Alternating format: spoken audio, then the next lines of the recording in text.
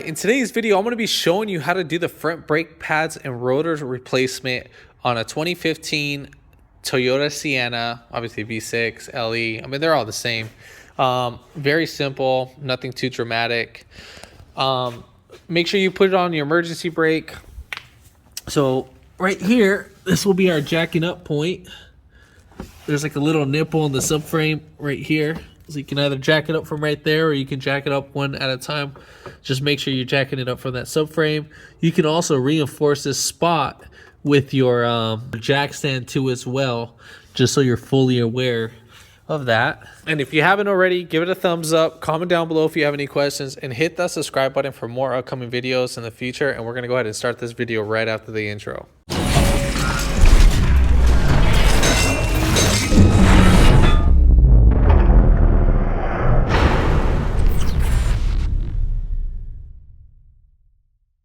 So we're going to go ahead and take off our wheel. That is going to be a 21 millimeter. We'll just pop it right out, move out the tire. So next thing, we're going to go ahead and take off our caliper. So we have two 14 millimeter bolts right here on the bracket itself.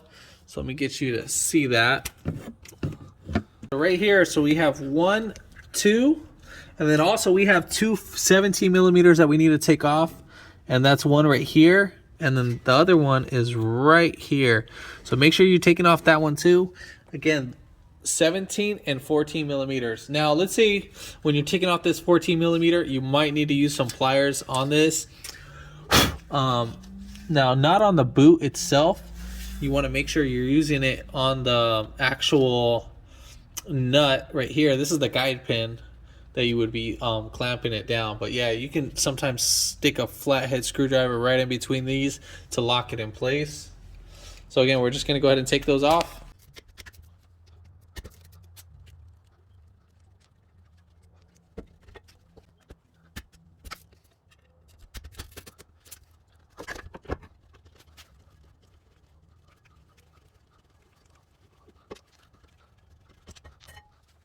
All right, so now we need to go ahead and take off our rotor, but this rotor is actually stuck. So get a hammer. Now I'm using a 3-pound hammer. So I mean, if you're using those little house hammers, it's probably not gonna work. So you need a tap on it. Now, if you're gonna be saving the rotor, you're gonna go get it resurfaced. Then I mean, you could just kind of tap on it right here, or you can just hit it on the edge, just to kind of break it free. But if you're like knocking on it, you might ding it right here and you might damage that part. And the people that are gonna resurfacing it might not want to resurface it. So again, you can just tap right there and you're just gonna work your way just like that. Just be careful for the wheel studs. If you're clumsy, I would recommend putting back on the lug nuts so that you don't destroy the threads. Because if you destroy those threads, I mean, man, and I mean, man, you're going to be having some fun doing these wheel bearings because you got to take out everything. All right, so now next step. We're right here. This is kind of rusted. Now, I mean, it's smooth rust, so it's not really bumpy, but you know, I still want to clean it up. Go a little extra mile for the customer. Now, we're not trying to take off metal, whatever. We're just trying to clean up the surface rust. Now, if it's really bad, then you got to replace that whole thing, and then that's a different story. So we're going to go ahead and clean up all this area.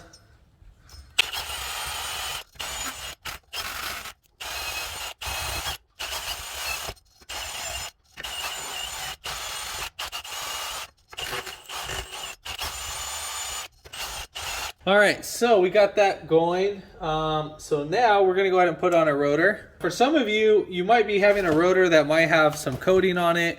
Mine has a coating. So what I did is I sprayed brake cleaner on a rag. You're gonna get the best efficiency out of this, and then of cleaning it. So we're just cleaning the old or it's kind of like a rust preventer chemical that's on here. I don't really care about this surface. I just care about the outer surface. All right, so we got both sides cleaned up, and now we're ready to slap on our rotor.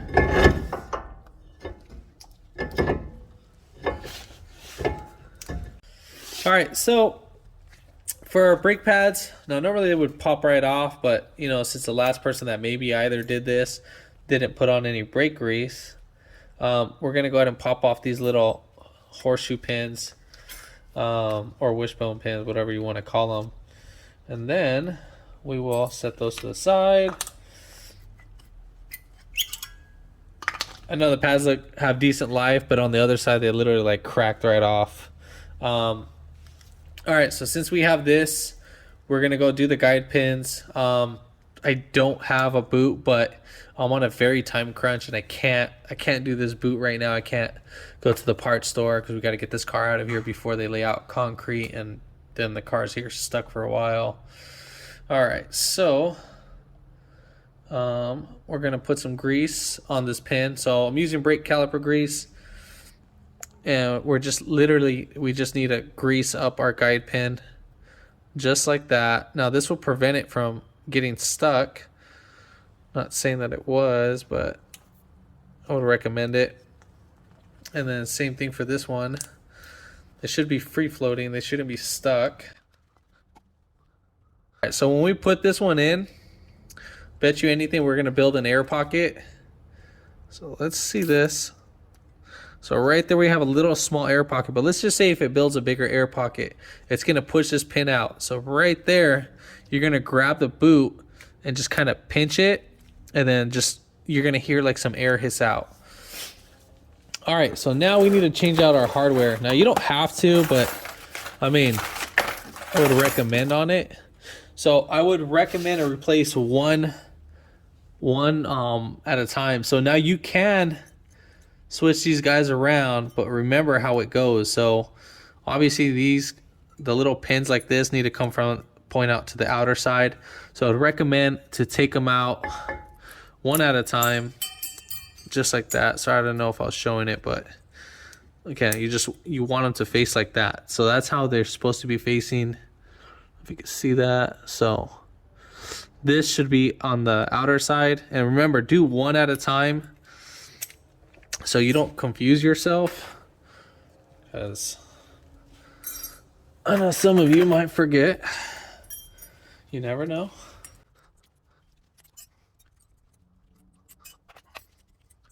All right, so now we're ready to install our new pad.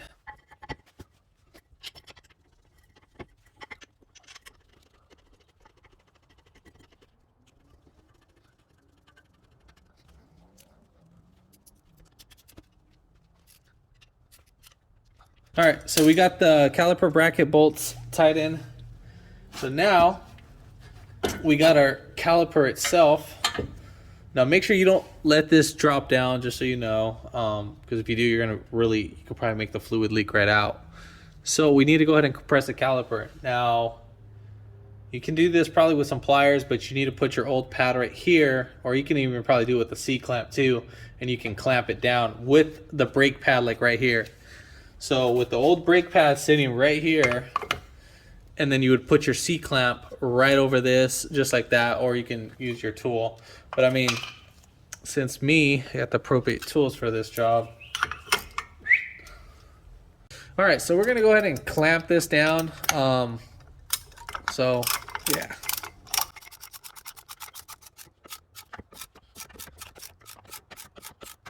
All right, so once you clamp that down, let's say if your boots, they have some air pockets on them, and they're kind of bulging out, whatever, try to like peel it back just enough where you can get the air out of there, and you'll hear like a suction, and then let go of the boot, and then try to like tap it right in. Also, if you see these wet, that means they're bad and you can't use those. All right, so now we're gonna go ahead and do the next part. So now how our other old pads were, basically they were sitting up like this. These are kind of like our semi wear indicators. So right here the pads sit up like that, so that's how we need to get the other ones seated up. So right here, these are kind of like our little wear indicator, or whatever you want to call them. So right here we're just gonna literally slide these guys right on. I just want to make sure you guys see this. So we're going to start off just like that, going from the inside, and then just work our way just like that, and just push them down until they're fully seated. All right, so the next thing is that we need to lubricate the pad. So we're going to use, the brake grease that we have, and then we're just going to lube up our contact points only. So the ones that are going to be moving. So the ones that are not, the ones that are stationary, we don't care about those. So right there, we're going to get those, and then we're just going to do that for here, there, and then right there too as well. That's all you're going to do on those. And the same thing for right here. Now you don't need to get this whole piece. You just need to get the edges, because that's what's actually going to be making a contact. All right, so now we're going to go ahead and put in our pads. So the way how we're going to do this is that when we slide in this guy, it's going to be the same thing for the inside. So you're going to kind of bring it in just like that, so at an angle, and then you're going to go ahead and spin it in there. And then right before it goes in, you're just going to push this guy down right here. And then once it gets seated in, then voila. So we're going to do that same thing for the other side. All right, so next things, we're going to go ahead and put in our horseshoe. So now this is a pretty simple one to do. So what I like to do is, obviously these got to be pointing towards each other. So we'll put one at a time. And then this one is going to be facing just like that. So right there. All right, so now I'm going to go ahead and do this one. We'll go ahead and put it in its hole. So the moment you let go of this and you insert it there, this thing is like, it's already going to apply pressure. So we're going to have to squeeze the pad and hold it. And same thing for right here. You're going to slide that in just like that. So make sure those are fully seated. Now don't let go of this. See how right there almost like I lost a little tension. So now we're going to go ahead and just slide this over. So once you get like one piece in, I should have just bolted that up. All right, so we got that in, and then we'll go ahead and put in our pad just like that, and then we'll tighten this down.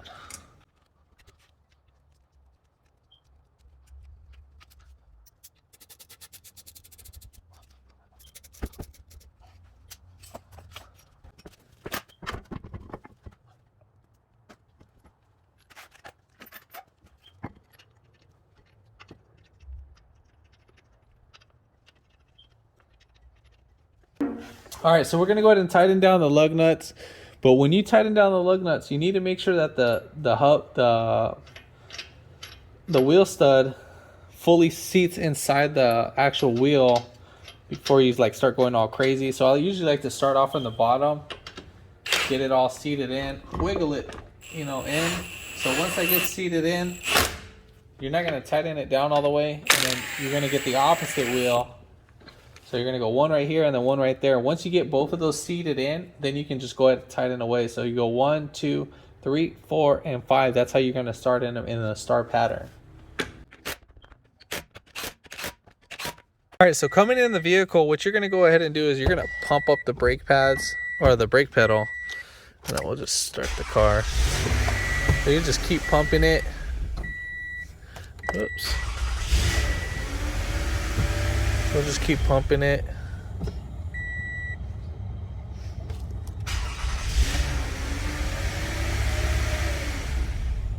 So again, start it and then just keep pumping it until the brake pedal gets all hard. Then once you're done with that, then you will just go ahead and drive away. But if this video helped you out, give it a thumbs up, comment down below if you have any questions, and hit that subscribe button for more upcoming videos in the future. And thanks for watching.